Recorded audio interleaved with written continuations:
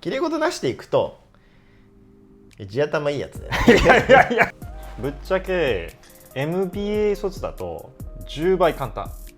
他のコンサルから来るのって逆にハードル高くない？面接してる中でこいつと5時間過ごしたいかなっていうのはこれはもう主観でしかないんだけど、そう MBA 卒の人新卒コンサルにボコボコにされる事象起きるじゃん、中東と、MBA 採用もそうなんだけどキーワードはアンラーニングです、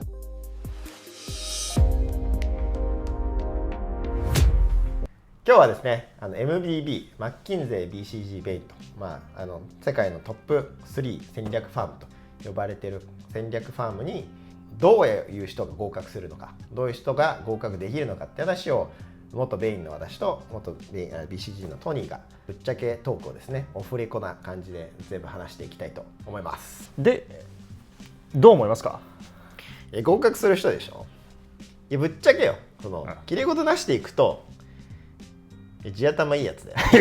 いやそれだけだとさこれで動画終わっちゃうから終わっちゃうんだけど、いやでも地頭大事じゃん。地頭大事で、ただ、今日の話でも、地頭だけだとやっぱあかんっていう話を、ちょっといろいろ深掘っていきたいんだけど、地頭以外にもエアポートテスト受かりますかとか、下からの突き上げに耐える根性忍耐がありますかとか、新卒中途 MBA でちょっと分けて結構タイプも違うんで、いろいろ解説していきたいと思うんで。さすがベインストラクチャーもう作ってますね。そうやっぱ3つで話していきたいと思います。はい私がですねアメリカで IT コンサルをした後にベイン東京オフィスで働いて今 AI スタートアップをしている涼介です。私は新卒で、BCG のシカゴオフィスに入社してでその後ウォートンの MBA に行きで現在はAI のスタートアップを起業しているトニーと申します。今日はこの2人でちょっとぶっちゃけオフレコトークをしていきたいと思います。よろしくお願いします。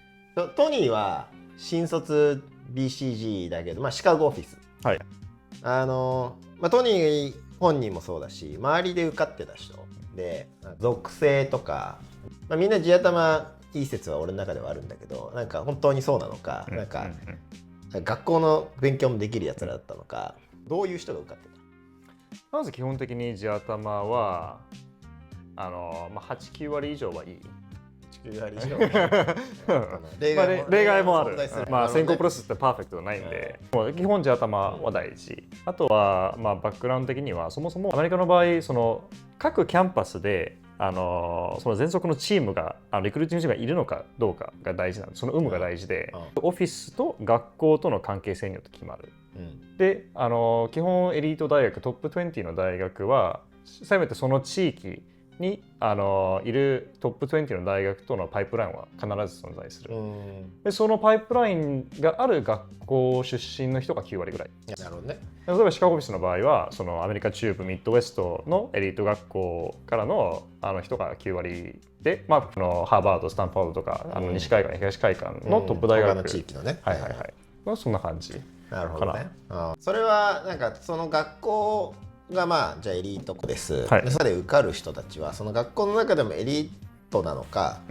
なんか別に勉強はそうでもねえけどみたいな、一芸的なその体育会系らもいるのか、どういうファクターがある人が受かってるっていう。そこはね、アメリカはまず GPA がめちゃくちゃ大事。GPA3.7 以上ではないと書類選考通らない。成績ね、成績が非常に大事。俺も採用側にいた時、ワッシュの、採用担当で、レズメもらって、GPA のエクセル作って、それで一回ソートして。じゃあ数字だ、それは。そう、マジで数字。じゃあ学力大事だと、成績大事だと。で、ほぼ校内競争みたいなそうね、感じで。そういうことね。各学校で、一次面接20席あります。それで20席で誰か入るのか。で、まず GPA で。日本はね、そこまでやっぱ GPA は関係ないね。なんか意識してる人もいないし。そうなの？そもそも自分の GPA 知らない学生の方が多いんじゃない？マジで？誰もトラッキングしてないから合格単位取れてるかどうかだから、で、そもそも関係なくて、ただ日本も、東京オフィスは学校はやっぱ学歴は見られる、高卒かで、日本で言ったら早慶、国立、上智、マーチはやっぱほとんどいない。マーチ以下はほとんど見ないから。なるほど。でやっぱそこで見られて、でやっぱ学歴フィルターがどうしても入っちゃうよね。でそれはアメリカの方が多分そうだろうけど、なんか応募人数絞るのになんか一番使いやすいファクターだからって多分それだけの話だったと思うんだけど、なんかそれ以外のとこでももちろん来てる人はいるけど、そういう人たちはそのケース面接でめっちゃポテンシャルを見せてる人、なるほど。いわゆるプロブレムソルビングの、はい、能力値が高いなと。あとはなんか一芸ですげえ人当たりみたいな、結局クライアントワークだから、対人間能力とかが必要なんで、そここいつできてんなみたいな。でただどれをにしてもやっぱ学歴がフィルターになったと地頭力があってプラスアルファみたいな。でも一次面接は基本的に校内競争ではない、ではない。あ、そうなんだ。学内リクルーティングないもん。一括だもん。一括なんだ。じゃあ学歴と地頭とケース面接、プロソル能力、で、3つ目がそのソフトスキル的な。そうね、ベインのなんか入社してからも評価軸がプロブレムソリビング力と、クライアントリザルツとエクストラオーディナリーチーム、チーム力なんで、これはもう面接の時からもう一貫して入社しても活躍しますかって観点で見られるから。でクライアントリザルツとエクストラオーディナリーチームが大体なんかごっちゃにして見られて、要は人当たりいいですかみたいな、人に対してうまく、人っていうのはクライアントだったチームだったり、うまく説明できますかみたいなっていうのがなんか面接だとこのプロソル力とこの2つごっちゃでして見られるから、これができてると、受かりやすい。なるほどね。MBA は全然違うじゃん。違いますね。MBA は、さっきの新卒でいくと、学歴プロソル力、人当たりというか、その対人能力、だけど MBA 卒は違うと、その同じような人が受かるのか、なんか違うタイプが受かってるのかでいくと、でトニーはウォートンの MBA 行ってるから、多分その身の回りで MBA 行ってる人もいっぱいいるだろうし、直接応募はしてないけど周りに結構いたんで、だから簡単に言うと学部の選考プロセスプラスアルファって感じで、このコアなプロソル能力と、チームとか、そういうのはもちろん大事。ただし評価される軸が追加されてるって感じで、前職の経験も割れるよね。それが事業会社だったらこの人はこのセクターのエキスパートになれるのかみたいな感じで、このセクターのパートナーになれそうな人柄なのかっていうのは仮説として参考してるし、あとはこの人ってコンサル長くできるのかっていうのを、その粘り強さを試される可能性が高い。粘り強さね、そうね、トニーもなんかBCG 見たかもしれないけど、これ大体 MBA 卒の人新卒コンサルにボコボコにされる事象起きるじゃん、新卒の MBB の人ってもう新卒でそれコンサルのやり方しか知らないから、なんかいわゆるなんか上下関係とか忖度とか、その少なくともインターナルチームではなくて、何言ってんですかって、違くないですかそれゴリゴリ詰めるじゃん。で突き上げってなんかよく言われてるけどが起きるから、なんかそれがMBA 卒で入ると、コンサルタントか、マッキンゼーとアソシエイトルートで入って、アソシエイトのポジションで入って、そうすると下から絶対突き上げ来るから、突き上げられても耐えられますか1年半その進化するまで耐え抜けますか、もしくはよっぽどそのやっぱケース面接地頭が良くて、コンサル経験はないけど、そのコンサルもなんか2年3年やってるその後輩よりも少なくとも対等にその議論ができますよっていう能力値、どっちかが問われてる気がする、コンサルタント MBA 上がりの人は。まず粘り強さは、2つの種類があって、1つは単純にコンサル長くできますか、ハードな仕事なんで、それはまず基本的にあって、2番目はその自分より仕事できる部下がいる場合、そのマネージャーとしてちゃんと活躍できるのかなんだけど、でもその AC とか SAC、 そのジュニアがそういう言い返す場合って、彼が生意気だからではなく、そうするように教育されてるのね。そうね、間違いない。それが正しいその行動だからね。そのファーム内だと上が間違ってて、それを鵜呑みにして働いてるのは仕事にならないので、お前の価値はどこにあるんだって論点に向き合えっていう。でもそれに慣れてない MBA 卒として、それにできなかったら、まずそういう場面が少なさそうな地頭いい人をまず採用してる。そうね。地頭ですね。いやどうだね。俺の仮説間違ってなかったんだよな。元も子もないけど。あとはそのなんだろう間違ってた時に心が折れずに、自分は1年後1年半後彼をちゃんとマネージングできるような、マネージャーに成長してるだろうっていう、確かにね。そのなんだろう自分に対する信念ってあれなんだけどなんだろうフェイスがあればMBA から行くパターンとさっきのそのルートが合格しやすいですかなしていくと、学部卒と MBA 卒だと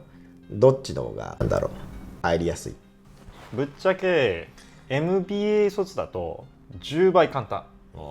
入りやすい。10倍それはでかい。なんで？まあねまず MBA にいる人って大体ある程度もう絞られてるんで、そこから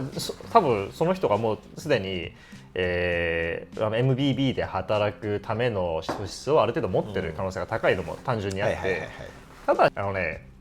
MBA 卒って採用枠が決まってるわけじゃん。で MBA 生って少ないからさ、母数がちっちゃい。なるほどね。その MBB に申し込む人合格数で、この全然絞られないわけだ。間口が広い。間口が広いんで、だからそれ合格できなかったらそれは真剣に準備してなかったとか、それかもう向いてなかったとか、単純にそういう話で。いるよね向いてない人。大学院の時そういう人。それもでも多分自分でも分かると思うんだよね。割とさ面接官の立場として最初の3分5分ぐらいで分かることない？残念ながら分かってないね。そうでもなんかね消化試合あまりにもね手抜くとちょっと申し訳ないからちゃんと最後までやるんだけど大体最初の3分5分ぐらいでそう分かっちゃうんだよね。やっぱねでもそれは面接官やってるとさなんか100とか1000とかやってるわけじゃん。でやる側その受ける側の時代から含めて100とか1000とかケース面接をやってるからさ、やっぱそこは感覚値あるよね正直。筋がいい悪くない良くない。なおかつ面接まで行かなくても分かる説、俺もさ陽介とボスキャリで会って、こいつなんか受かりそうだなって思ったわけ。こいつ多分受かるんじゃないみたいな。なんかね直感的にね。これはねコンサルっぽいのかどうかっていうなんかね、これに関してはその地頭力もある一方で、なんか特性がどれだけそっちに寄ってるかっていう話があるんだよね。確かにね。すげえ頭いいけどそういう脳みそしてないけど、入る人もいるんだけど、なんかもうコンサルっぽい脳みそしてる人確かにいて、でそういう人は本当になんか日常会話で分かる、こいつはなんか多分できるなみたいな。あとはなんか中途だよね。その学校を通さずに一回もう直接入りますみたいな。日銀とかよくコンサルで日銀とか、政府系も結構いるし、あとなんだろう他のコンサルから来るのって逆にハードル高くない？受かる人でしょ。中途でどういう人が中途で MBB 受かりますかでいくとそうねやっぱさっきみたいな学歴フィルターとかが一貫だいぶなくなって、地頭力は結局ケース面接全部測れるんだけど、あとはなんか前職で突き抜けてましたかっていうのはなんか測られる気がする。ただなんかその HA 従業員としてなんかやることだけこなしてましただとやっぱなんか入らなくて、前職でなんかエース級の活躍をしてましたと、でなんかコンサルやりたいですって移ってきてる人は結構これはしかもなんかビジネスに限らずいろんな角度でいた。なんか日本オフィスじゃないけど海外オフィスなんか元プロサッカー選手のやつとかでサッカー引退してコンサルやりますって入ってきたやつとか、あとそこなんか医者免許取って入ってきましたとか、JR の車掌で電車運転してましたで転職してきたとか、なんかスタートアップで一回起業して失敗したけどなんかみたいなのもいるし、いわゆる政府系になんか財務省とか、外務省からですとか人もいるし、結構なんか中途は俺も中途じゃ中途なんだけどは広い気がする。じゃあその幅広さの中で前職のエースってどうやって測るの？レジュメでいくと結局なんかこの、明らかにこれやりました、私がやりましたっていうのを証明できるなんかブレッドポイントが必要みたいな感じ、業界でのスタンダードよりちょっと頭1個抜けてますみたいな、でもそれってその業界に対して、俺が全く何も知らなかったらさ、世界一のマーケターですって言われてもさ分からん。なんか実績でその数値とレジュメの書き方でもさ、ちゃんとそのファクチュアルに物事を伝えられますかって話、レジュメのきれいさ、きれいさっていうかその伝わるように物事を書けますか。だから世界一のマーケターですって分からんけど、なんかサブヘッドになって、で試作を自分でドライブしてなんか売り上げをなんか10社分をなんか30万円しましたみたいになったら、お前やってんなみたいな。なるほど。そこまで別になんか明確にすごくなくてもいいんだけど、なんかそういうことよね。なんか私がこれをやりましたっていうのをなんか何かしらの形でちゃんと証明できてる人。もっとコンサルだったら、例えば、オリバー・ワイマンとか、そういう会社でエースでしたみたいな感じだったら分かりやすい、けどその他って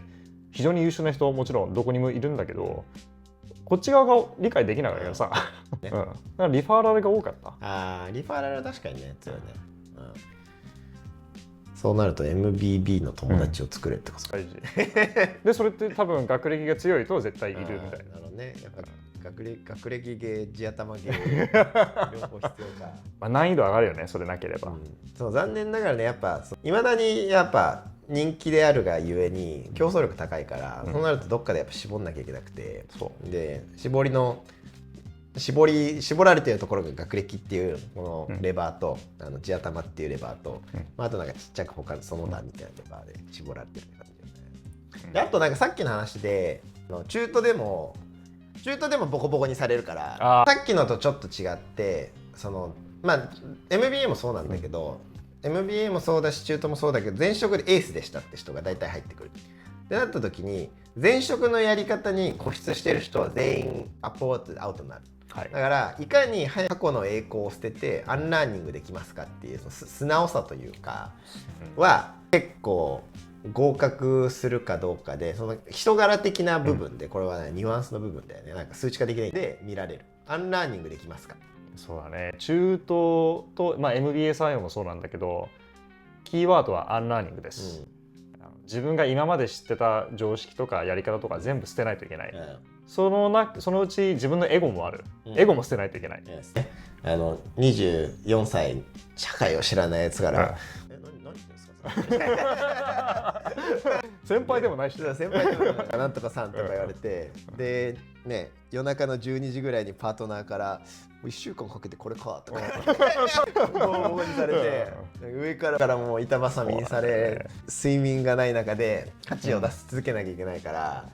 とっとエゴ捨てて、これが正しいやり方ね。でなんかやっぱ MBB のいいとこはね、その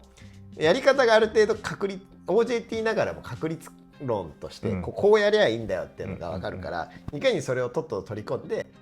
逆にその前職の経験ある人、後からそれを掛け算するとめちゃめちゃ強くなる。一旦捨てます、後から引っ張り戻しますができる人は、面接の中でもなんかあまりにもやっぱエゴが強い人は合格しない。慣れてるね、それは。中途で辞める人の中途のリテンションと学部とか新卒のリテンション、